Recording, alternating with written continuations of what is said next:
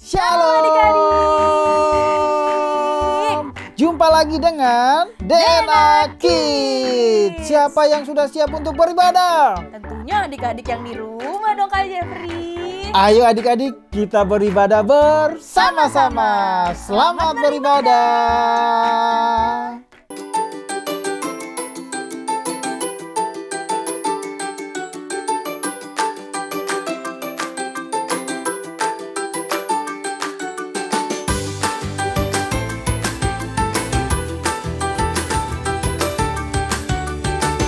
Kena, kesini sebentar yuk. Ya, ada apa, Mah? Tolong bantu Mama untuk ambil sayuran ya. Ya, aku sedang nonton TV, Mah. Sebentar lagi ya. Tidak bisa, Kena. Mama sedang mengerjakan yang lain. Kalau kamu tidak mengerjakannya sekarang, nanti kita tidak keburu untuk memasak. Baik, Mah. Aku petik sayurnya. Tapi setelah membantu Mama, aku diberi imbalan apa? Dapat masakan Mama, Kena. Itu sudah pasti, Mah. Tapi Mama mau kasih aku reward apa? Karena aku sudah membantu Mama. Reward. Ya misalnya, reward hari ini boleh bermain di mall. Seperti adik selalu Mama ajak bermain di mall jika dia membereskan mainannya. Kena, kamu iri dengan adik ya? Kalau adik dapat, aku juga mau, Mah. Seperti itu, aku iri ya. Nah, Keina dan adik-adik yang di rumah, dari cerita ini kakak jadi teringat tentang satu cerita Alkitab mengenai perumpamaan anak yang hilang. Supaya Keina dan adik-adik yang di rumah jelas, yuk kita lihat video satu ini ya. Betul sekali adik-adik, sebelum kita mendengarkan firman Tuhan, sebelum kita melihat videonya, dan sebelum kita beribadah hari ini, yuk adik-adik kita mau awali dengan doa. Ayo adik-adik lipat tangannya, tutup matanya, kita berdoa. Terima kasih Tuhan, terima kasih Yesus buat penyertaan Tuhan kepada setiap kami yang telah memimpin kami sampai hari ini Bapa. Kalau kami masih diberikan kesehatan, kekuatan, itu semua karena kasih anugerah-Mu kepada kami Bapa. Dan sekarang Bapa, kami anak-anak-Mu kembali berkumpul di tempat ini. Kami mau memuji dan memuliakan nama Tuhan. Kiranya Engkau pimpin ibadah kami ini Bapa, mulai dari awal, pertengahan hingga akhirnya Bapa. Biarlah ibadah kami hanya untuk memuliakan nama-Mu saja Bapa. Terima kasih Tuhan, terima kasih Yesus. Sekarang kami anak-anak siap memuji dan memuliakan nama Tuhan. Yang siap memuji dan memuliakan nama Tuhan sama-sama Kak Jeffrey katakan amin.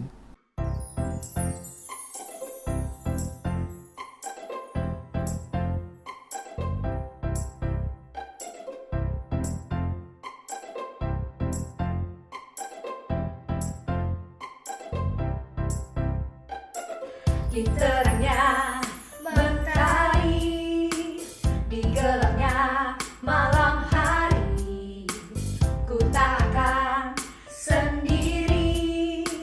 Yesus selalu menemani saat senang dan sedih, tertawa dan menangis.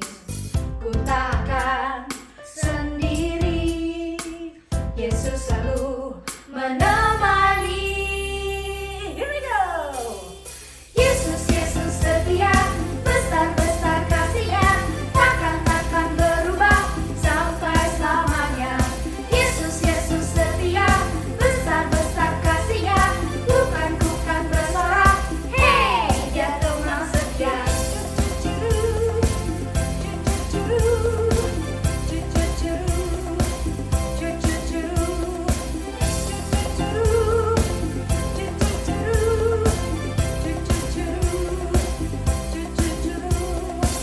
Saat senang dan sedih, tertawa dan menangis, ku tak akan sendiri. Yesus selalu menemani. Yesus, Yesus setia, besar-besar kasih-Nya, takkan berubah sampai selamanya. Yesus, Yesus setia, besar-besar kasih-Nya, bukan bersorak. Hey, Dia teman setia.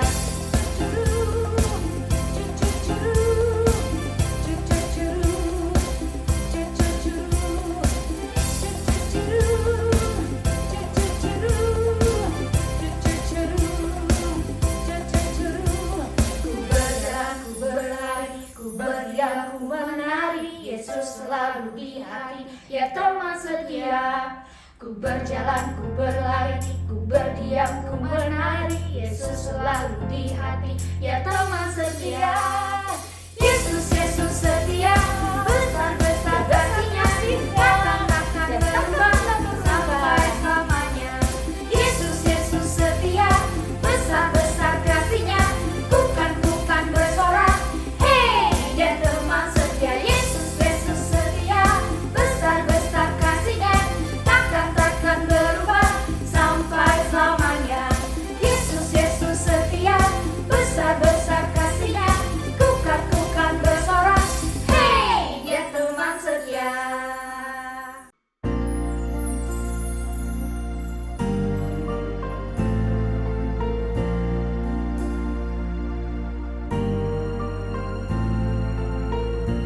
I have a maker,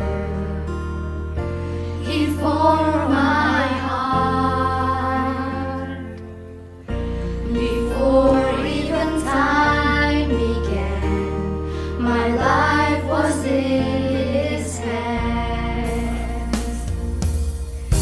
He knows my name,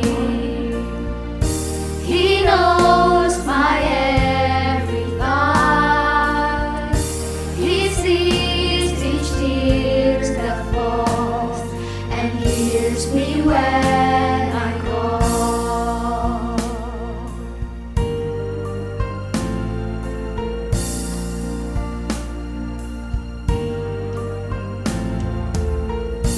I have a maker, he formed my heart. Before even time began, my life was in his hands. He knows my name, he knows my every thought.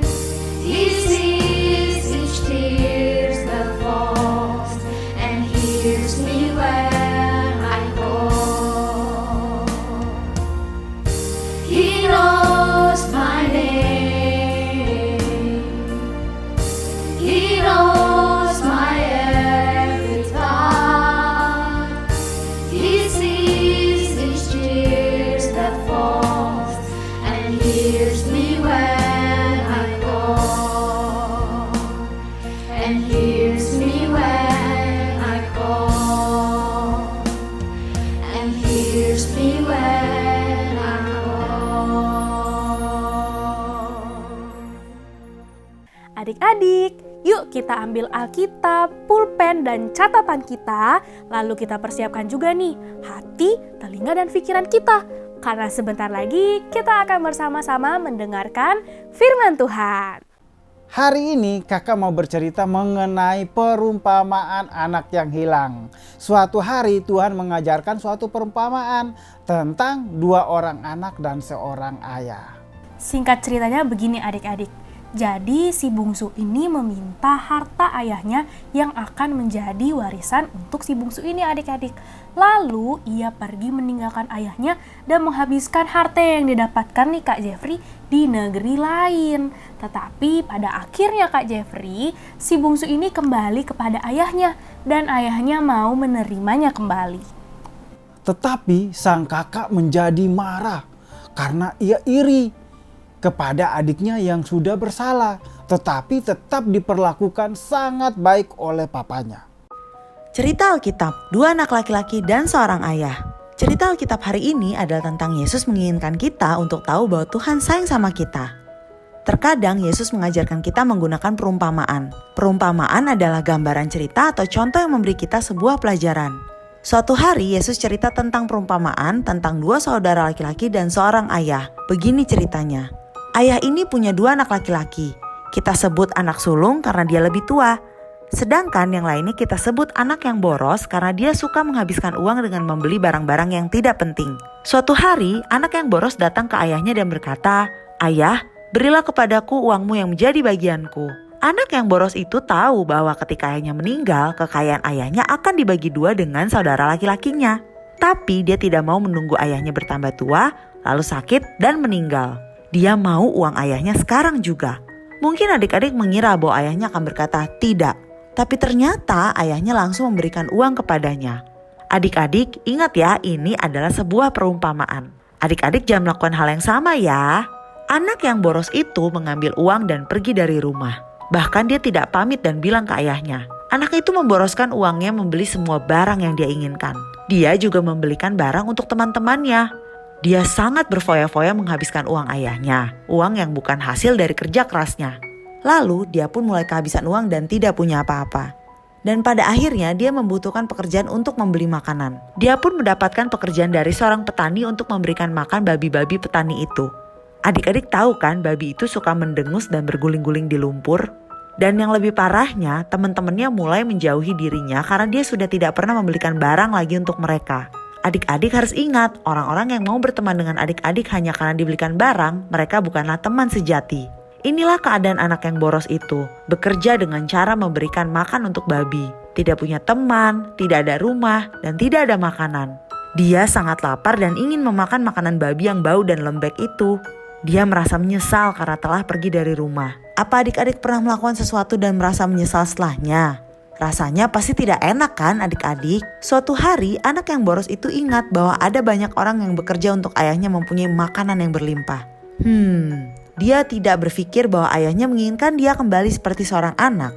Tapi mungkin dia bisa menjadi pelayan di rumah ayahnya. Tapi idenya itu beresiko. Karena dia sudah jahat kepada ayahnya. Dia sudah mengambil uang ayahnya dan pergi dari rumah. Dia sudah boros semua uang yang dia ambil. Dia sudah bertindak seperti seolah-olah dia tidak mau melihat ayahnya lagi. Anak yang boros itu sadar bahwa dia tidak pantas untuk pulang ke rumah. Kalau dia tidak meminta pekerjaan baru ke ayahnya, dia bisa mati karena kelaparan. Jadi dia memutuskan untuk kembali ke rumah ayahnya. Ketika anak yang boros itu terlihat dari kejauhan bahwa dia pulang, ayahnya melihat dia datang. Dan adik-adik bisa tebak apa? Ayahnya lari menemui anak itu. Lalu ayahnya memeluk dan mencium anak itu. Alkitab pun mengatakan bahwa ayahnya pun mengadakan pesta di rumahnya untuk kedatangan anaknya yang boros itu. Bahkan ayahnya membelikan beberapa hadiah buat dia. Sementara itu, kakak laki-lakinya sedang berada di ladang untuk bekerja. Adik-adik ingat bahwa kakak laki-lakinya itu selalu bersama ayahnya. Kakaknya itu sangat menaati ayahnya. Ketika kakak laki-lakinya tahu bahwa ayahnya mengadakan pesta untuk adiknya, dia marah, sangat marah. Karena ayahnya tidak pernah membuat pesta untuknya. Dia berpikir bahwa adiknya pantas mendapatkan hukuman, bukanlah sebuah pesta untuk menyambutnya. Yesus bercerita tentang ini karena terkadang kita berbuat seperti anak yang boros itu. Kita melakukan hal-hal yang membuat Tuhan bersedih, sama seperti anak itu mengambil uang ayahnya dan pergi dari rumah. Tapi kita juga terkadang seperti kakak laki-laki itu juga. Kita menaati semua aturan Tuhan, tapi lupa betapa istimewanya kalau kita menaati Tuhan. Mungkin kita juga menginginkan orang lain yang tidak taat Tuhan akan mendapatkan hukuman, dan malah kita tidak senang ketika orang lain itu memutuskan ikut Tuhan. Tapi Yesus mau kita tahu bahwa tidak peduli apapun yang kita lakukan, Yesus mencintai kita sama seperti Bapa di surga. Itulah cerita tentang anak yang boros. Terkadang kita juga seperti ini ya Kak Jeffrey. Kita iri kepada kebaikan papa mama kepada kakak atau adik kita. Terkadang kita merasa seperti dibedakan. Kita merasa sepertinya saudara kita lebih bandel deh Kak. Terus dia juga tidak pernah membantu orang tua. Tetapi kita selalu menjadi anak yang patuh kepada orang tua. Tapi kenapa saudara kita juga tetap mendapat kasih sayang yang sama besarnya dengan kita? Terkadang kita merasa lebih baik dibanding dengan saudara kita. Benar itu Kak. Aku juga merasa adikku lebih disayang sama mama. Lebih sayang seperti bagaimana contohnya Keina? Kalau adikku tidak membereskan mainan, mama tidak marah kepadanya. Sedangkan kalau aku tidak membereskan mainan, mama bisa marah pada aku. Aku suka kesal, Kak. Begini Keina dan adik-adik yang di rumah. Papa mama tentunya mempunyai alasan nih Kak Jeffrey, mengapa bersikap seperti itu kepada kamu. Ada kalanya papa mama mau melatih kita, sementara kita menganggapnya kita merasa diperlakukan dengan tidak adil. Nah, Tuhan juga seringkali membiarkan kita mengalami ujian supaya kita menjadi orang yang lebih hebat dan tangguh dengan kita berjuang memenangkan ujian kita. Begitu juga papa dan mama kamu. Tentunya mereka mau melatih kamu supaya kamu menjadi orang yang hebat. Jadi Keina, papa mamamu pasti mengasihi kamu kok. Papa mama kamu tidak membandingkan adikmu itu lebih baik dibandingkan kamu. Iya, Kak. Tuhan melihat hati kita. Tetapi adik-adik, si iblis tidak senang dengan rancangan Tuhan. Sehingga iblis berusaha untuk menghancurkan hubungan yang dibangun oleh Tuhan. Nah, bagaimana cara menghancurkannya? Yaitu dengan cara membuat kita tidak tahu mana yang benar dan mana yang salah, adik-adik. Betul banget Kak Jeffrey, seperti contoh yang sebelumnya adik-adik. Anak-anak menganggap hubungan mereka dengan orang tua hanya sebatas pemberi dan penerima. Dan semuanya itu diukur dengan hadiah nih Kak Jeffrey. Apapun itu bentuk hadiahnya. Anak mau membantu orang tua mereka hanya jika Kak Jeffrey ada reward yang diberikan oleh papa mama. Dan tanpa kita sadari hubungan kita dengan orang tua pun menjadi dingin. Adik-adik, hubungan yang menjadi dingin akan berdampak apa? Kakak kasih gambaran seperti ini ya. Kalau kita membuat teh manis, kita membutuhkan air panas, teh dan gula pasir. Kita menuangkan air yang tadi ke dalam gelas, lalu memasukkan teh dan gula pasir, kemudian diaduk hingga tercampur. Tetapi adik-adik, jika kita mengganti air panasnya ini menjadi air dingin nih Kak Jeffrey, kira-kira apa ya yang terjadi? Pada saat gula dan air diaduk nih adik-adik, terkadang gulanya itu sulit untuk larut. Dan jika pun gulanya larut, tetapi masih ada loh bagian-bagian dari gula yang tidak tercampur dengan merata di air tehnya. Dari gambaran itu kita bisa belajar bahwa hubungan di dalam keluarga terbentuk dari beberapa orang yang menyatu. Jika tidak menyatu dengan benar, maka akan mudah terjadi kesalahpahaman dan ketidaknyamanan. Benar sekali Kak Jeffrey. Adik-adik, iblis sering membuat kasih dalam keluarga itu menjadi dingin loh. Sehingga hubungan di dalam keluarga tidak lagi seperti rancangan yang sudah Tuhan buat. Keluarga dapat terpecah atau biasa kita sebut dengan tidak ada unity lagi adik-adik. Karena itu adik-adik jangan mau ya kita ditipu dan jangan mau untuk terpecah. Tapi, apakah pada saat aku dihukum, itu juga papa mama sayang aku? Aku kan tidak suka dihukum. Tapi, mama papa tetap marahi aku dan hukum aku. Di dalam kasih ada yang namanya disiplin anak. Itu juga papa mama lakukan karena mengasihi kamu dan didasari oleh kasih Tuhan. Disiplin itu berguna agar kamu tahu membedakan yang salah dan yang benar. Dan juga supaya kamu tidak mengulangi kesalahan yang sama. Wah, terima kasih ya Kak. Sekarang aku tahu kalau papa mama sayang aku dan aku juga ingin taat kepada papa mama karena aku juga sayang mereka. Betul sekali. Nah, kita sudah mendengarkan firman Tuhan dan sekarang waktunya kita untuk ayat hafalan. Ayat hafalan kita terambil di dalam kitab Matius 19 ayat 19. Matius 19 ayat 19. Hormatilah ayahmu dan ibumu dan kasihilah sesamamu manusia seperti dirimu sendiri. Nah adik-adik, kita sudah mendengarkan firman Tuhan dan juga sudah ayat hafalan. Sekarang ada pertanyaan nih dari Kak Susan dan Kak Jeffrey. Pertanyaan pertama dari Kak Susan nih adik-adik. Dari cerita Alkitab yang tadi, apa sih yang dilakukan si bungsu ketika ia mendapatkan harta dari ayahnya? Kak Jeffrey tahu Kak Susan. Aku juga tahu Kak Iya, Jeffrey. tapi biar adik-adik yang menjawab ya Kak Susan. Oke dong. Nah, sekarang pertanyaan kedua dari Kak Jeffrey. Apa yang harus kamu lakukan agar membangun hubungan yang baik bersama dengan keluargamu? Kira-kira apa ya adik-adik? So, adik-adik yang di rumah jangan lupa untuk kirimkan jawabannya ke Instagramnya DNA Kids atau WhatsApp grupnya DNA Kids. Kakak tunggu ya. tunggu ya jawabannya. Adik-adik, yuk kita ambil peralatan kita karena sebentar lagi kita akan bersama-sama beraktivitas. Shalom adik-adik, apa kabar? Kembali bertemu dengan Kak Ardian yang akan memimpin kalian beraktivitas hari ini. Seperti biasa, sebelum mulai, kita akan cek bahan-bahan yang sudah Papi Mami siapkan. Bahan kelas besar, HVS warna-warni, gunting, sendok plastik 4 warna, benang wol 2 warna, lem uhu, spidol merah dan hitam, pensil.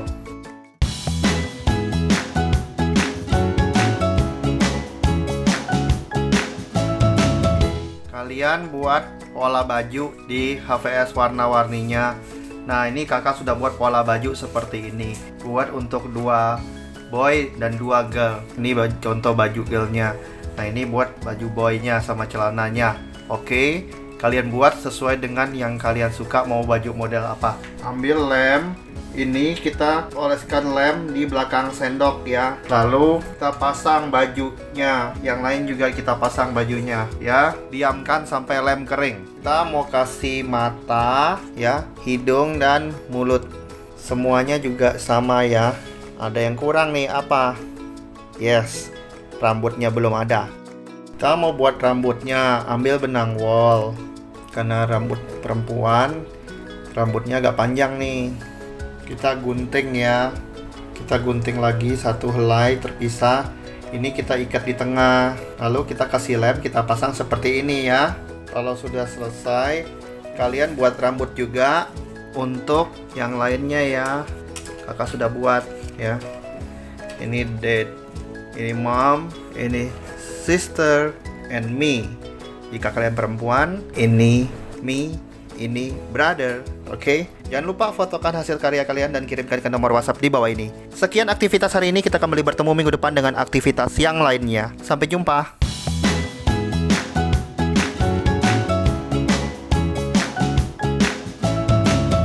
Bapak Mama, ajaklah anak bermain tes saling mengenal. Contoh, 2 orang yang bermain, 1 orang juri. Pertanyaan mengenai makanan kesukaan anak, mainan kesukaan anak menulis kesukaannya. 1 orang yang bermain sama-sama menulisnya. Jika benar diberi poin. Begitu juga sebaliknya. Papa atau mama memberi pertanyaan tentang dirinya dan jawabannya jika sama, maka anak mendapat poin. Permainan ini dapat membantu komunikasi antar keluarga dan hubungan keluarga semakin harmonis. Bermainlah dengan gembira, Tuhan Yesus memberkati. Yuk adik-adik, waktunya kita untuk memberi. Nah, di layar handphone atau di layar televisi adik-adik ada QR code. Boleh minta tolong sama papa mama untuk scan QR code tersebut untuk memberikan persembahan. Nah adik-adik, sebelum kita memberikan persembahan, kita berdoa terlebih dahulu. Teman-teman, mari kita berdoa. Tuhan Yesus, terima kasih buat penyertaan-Mu sampai saat ini. Sebentar kami mau memberikan persembahan. Berkati persembahannya ya Tuhan, supaya bisa untuk memperluas kerajaan-Mu ya Tuhan. Terima kasih ya Tuhan. Haleluya. Amin.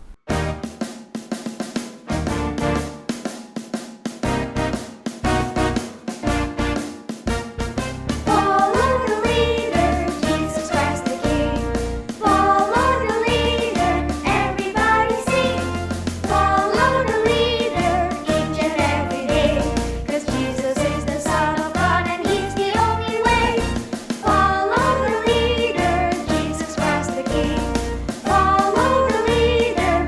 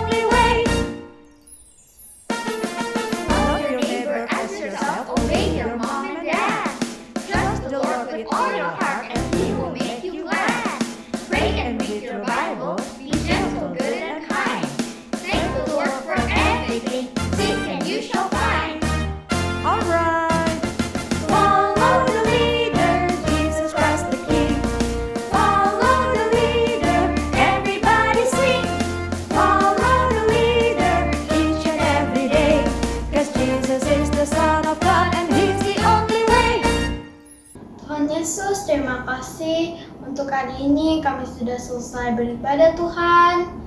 Kami percaya hadirat-Mu selalu bersama dengan kami.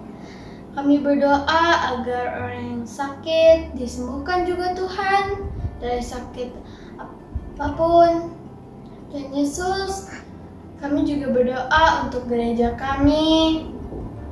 Berkatilah Pak Niko dan Pak Samuel dalam menjalankan visi dan misi-Mu Tuhan. Kami juga berdoa untuk bangsa Indonesia agar bisa menjadi bangsa yang aman untuk semua orang Tuhan. Di dalam nama Tuhan Yesus kami berdoa dan bersyukur. Amin. Yuk adik-adik, semuanya angkat tangannya. Kita mau menerima berkat Tuhan. Diberkatilah setiap apa yang adik-adik lakukan, biarlah sukacita, damai sejahtera yang senantiasa melingkupi adik-adik sampai Tuhan datang kedua kalinya. Adik-adik yang percaya katakan, amin. Nah adik-adik, firman Tuhan yang tadi mengajarkan kita bahwa yuk kita bangun hubungan yang baik dengan keluarga kita. Ya, jangan ada lagi yang saling iri-irian ya, karena semuanya pastinya disayang oleh papa mama, terlebih oleh Tuhan kita Yesus Kristus. Adik-adik jangan bersedih hati, karena minggu depan kita akan ketemu lagi. Happy Sunday, God bless you. Bye-bye.